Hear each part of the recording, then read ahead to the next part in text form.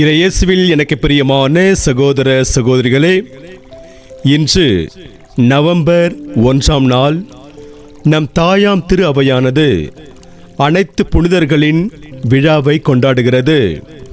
இந்த நாள் உங்களுக்கு இனிய நாளாக அமைய வாழ்த்துகிறேன், ஜெபிக்கின்றேன். இன்றைய இறைவார்த்தை சிந்தனைகளுக்கு நாம் கவனமுடன் செவி கொடுப்போம்.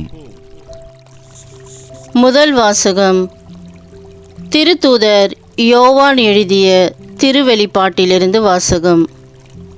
அதிகாரம் 7, இறை வார்த்தைகள் 2-4 மற்றும் 9-14 முடிய.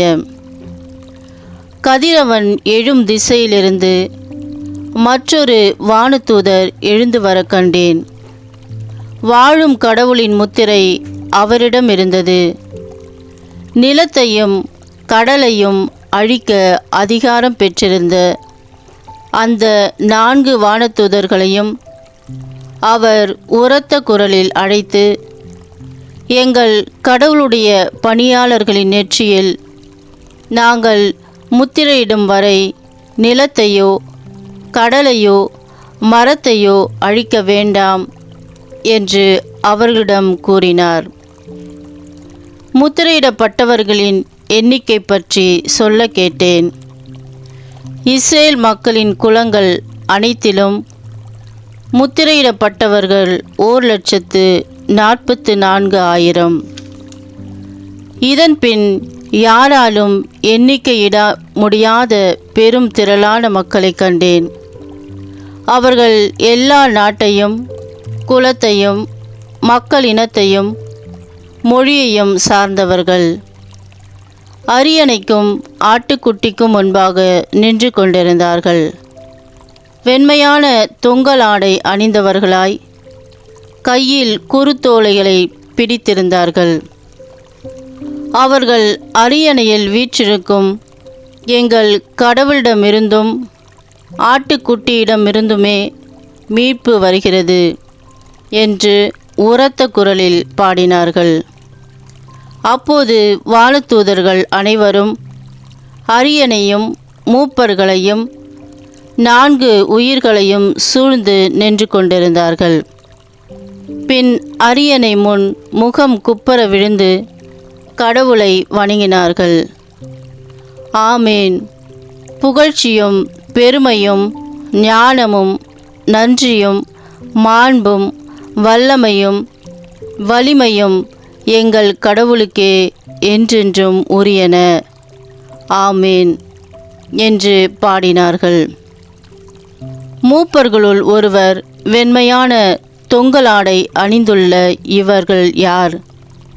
எங்கிருந்து வந்தவர்கள் தெரியுமா என்று என்னை வினவினார். நான் அவரிடம், என் தலைவரே, அது உமக்குத்தான் தெரியும் என்றேன். அதற்கு அவர் என்னிடம் கூறியது, இவர்கள் கொடிய வேதனையிலிருந்து மீண்டவர்கள். தங்களின் தொங்கல் ஆடைகளை ஆட்டுக்குட்டியின் இரத்தத்தில் துவைத்து வெண்மையாக்கி கொண்டவர்கள். ஆண்டவரின் அருள்வாக்கு. இறைவனுக்கு நன்றி. திருப்பாடல் 24. பல்லவி. ஆண்டவரை நாடுவோரின் தலைமுறையினர் இவர்களே. மண் உலகும் அதில் நிறைந்துள்ள அனைத்தும் ஆண்டவருடையவை. நில உலகும் அதில் வாழ்வனவும் அவருக்கே சொந்தம். ஏனெனில் அவரே கடல் மீது அடித்தளமிட்டார், ஆறுகள் மீது அதை நிலைநாட்டினவரும் அவரே. பல்லவி. ஆண்டவரை நாடுவோரின் தலைமுறையினர் இவர்களே. ஆண்டவரது மலையில் ஏற தகுதியுள்ளவர் யார்? அவரது திருத்தலத்தில் நிற்கக்கூடியவர் யார்? கரைப்படாத கைகளும் மாசற்ற மனமும் உடையவர், பொய் தெய்வங்களை நோக்கி தம் உள்ளத்தை உயர்த்தாதவர். பல்லவி. ஆண்டவரை நாடுவோரின் தலைமுறையினர் இவர்களே. இவரே ஆண்டவரிடம் ஆசி பெறுவார். தம் மீட்பராம் கடவுளிடமிருந்தும் நேர்மையாளர் என தீர்ப்பு பெறுவார். அவரை நாடுவோரின் தலைமுறையினர் இவர்களே. யாக்கோபின் கடவுளது முகத்தை தேடுவோர் இவர்களே. பல்லவி.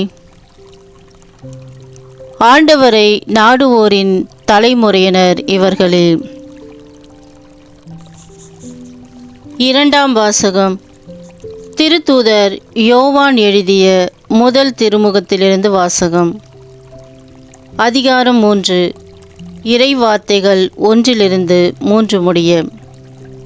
சகோதர சகோதரிகளே, நம் தந்தை நம்மிடம் எத்துணை அன்பு கொண்டுள்ளார் என்று பாருங்கள்.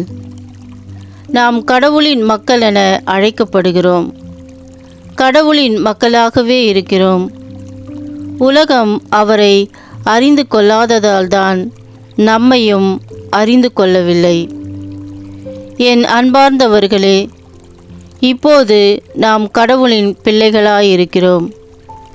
இனி எத்தன்மையராய் இருப்போம் என்பது இன்னும் வெளிப்படவில்லை.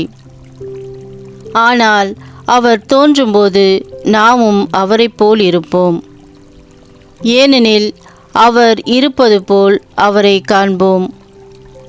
அவரை எதிர்நோக்கி இருக்கிற அனைவரும் அவர் தூயவராய் இருப்பது போல் தம்மையே தூயவராக்க வேண்டும். ஆண்டவரின் அருள்வாக்கு. இறைவனுக்கு நன்றி. அல்லேலூயா, அல்லேலூயா. பெரும் சுமை சுமந்து சோர்ந்து இருப்பவர்களே, எல்லாரும் என்னிடம் வாருங்கள், நான் உங்களுக்கு இளைப்பாறுதல் தருவேன் என்கிறார் ஆண்டவர். அல்லேலூயா. ஆண்டவரே, நற்செய்தியை தகுந்த விதத்தில் எடுத்து சொல்ல என் உள்ளத்தையும் உதட்டையும் தூய்மையாக்கும். ஆண்டவர் எங்களோடு இருப்பாராக, உம் ஆன்மாவோடும் இருப்பாராக. தூய மத்தி எழுதிய பரிசுத்த நற்செய்தியிலிருந்து வாசகம்.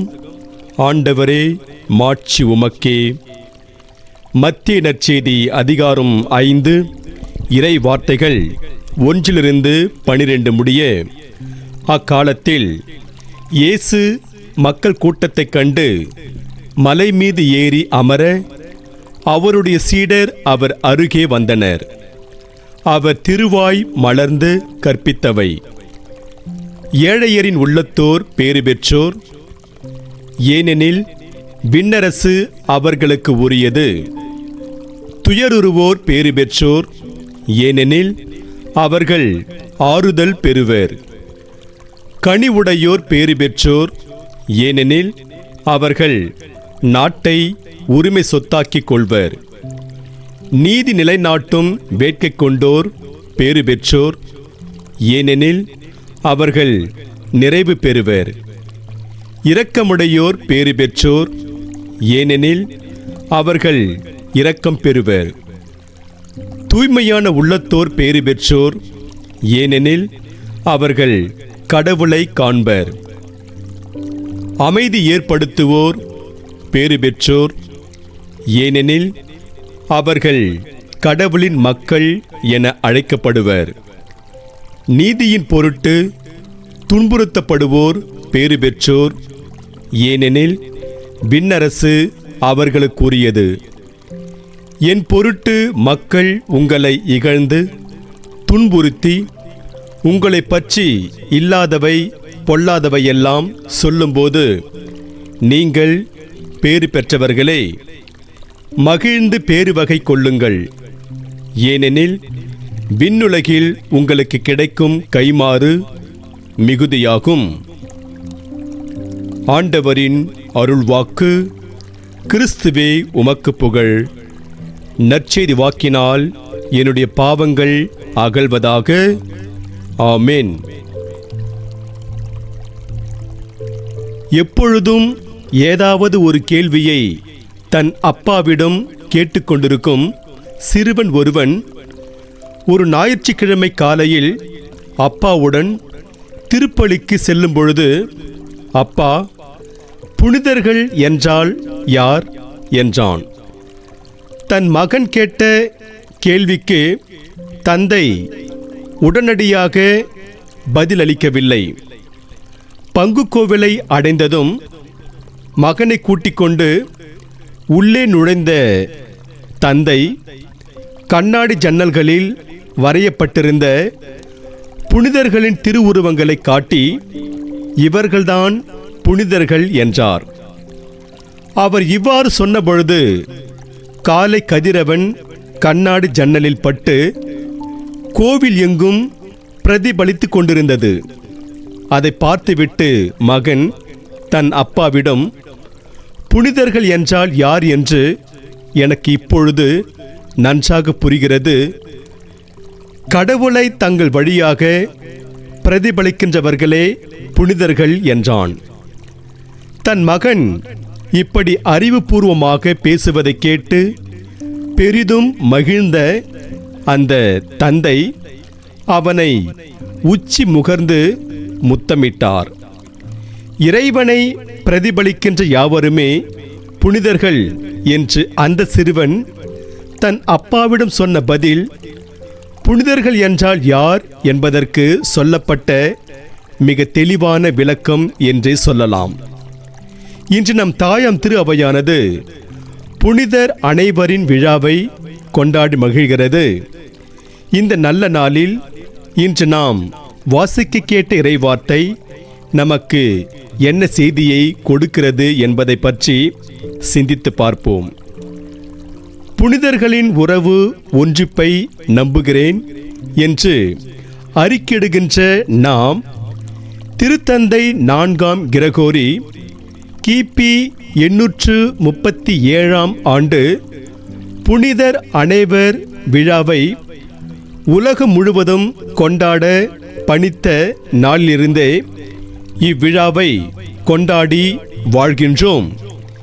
திரு அவை ஒவ்வொரு நாளுக்கும் ஒரு புனிதரை நினைவு கூர்ந்து கொண்டாடுகின்ற பொழுது, புனிதர் அனைவருக்கும் என தனியாக ஒரு நாளை ஒதுக்கி அவர்களுக்கு விழா கொண்டாடுவது பொருத்தமானதா என்ற கேள்வி வரலாம்.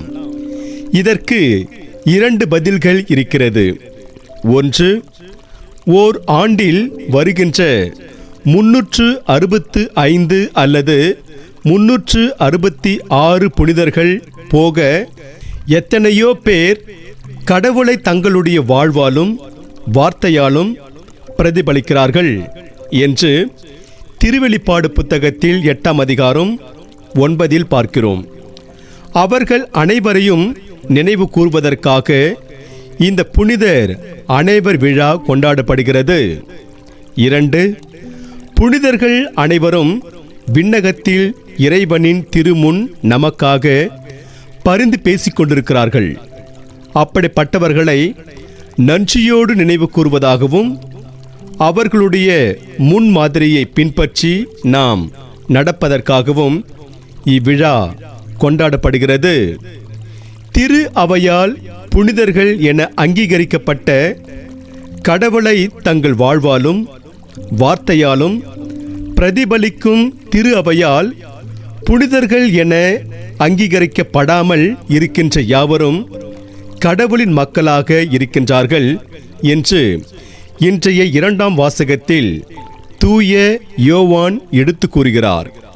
புனித யோவான் கூறக்கூடிய கடவுளின் மக்களாவது எல்லாராலும் சாத்தியப்படுமா?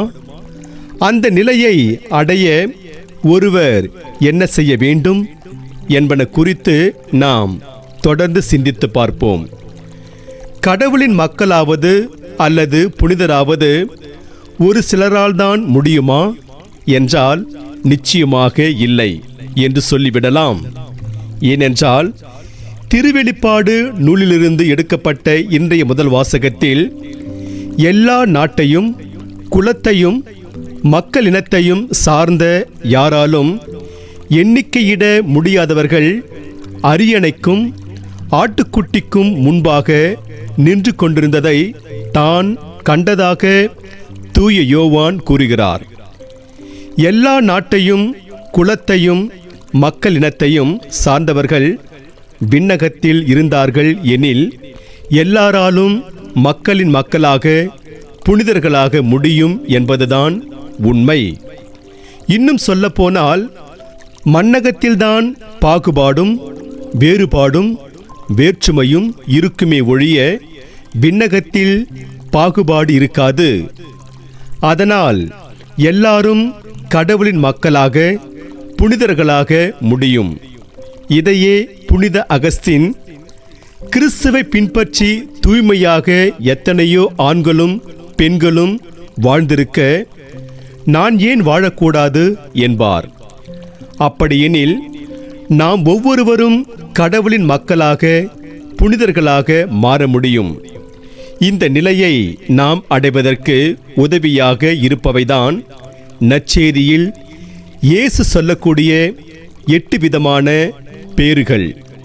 மத்திய நற்செய்தியிலிருந்து எடுக்கப்பட்ட இன்றைய நற்செய்தி வாசகத்தில் ஆண்டவர் இயேசு ஏழையரின் உள்ளம், துயருறுதல், கனிவு, நீதியை நிலைநாட்டும் வேட்கை, இரக்கம், தூய்மையான உள்ளம், அமைதி, நீதியின் பொருட்டு துன்புறுத்தப்படல் ஆகிய 8 விதமான பேறுகளை சுட்டி காட்டுகிறார்.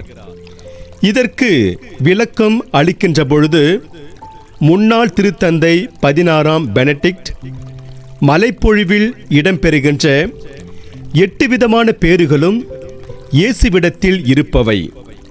அதனால் அது தன்னிலை விளக்கமே என்று கூறுவார். அவ்வாறெனில் நாம் இயேசுவை போல அல்லது மலைப்பொழிவில் இடம்பெறுகின்ற 8 விதமான பேறுகளின்படி நாம் நடக்கின்ற பொழுது நாம் கடவுளின் மக்களாகவும் புனிதர்களாகவும் ஆகின்றோம் என்பது உண்மையாகிறது. இத்தகைய வாழ்க்கையை நாம் வாழ்கின்ற பொழுது இன்றைய நற்செய்தியின் இறுதியில் இயேசு சொல்வது போல் நமக்கு விண்ணுலகில் மிகுந்த கைமாறு கிடைக்கும் என்பதும் உறுதி.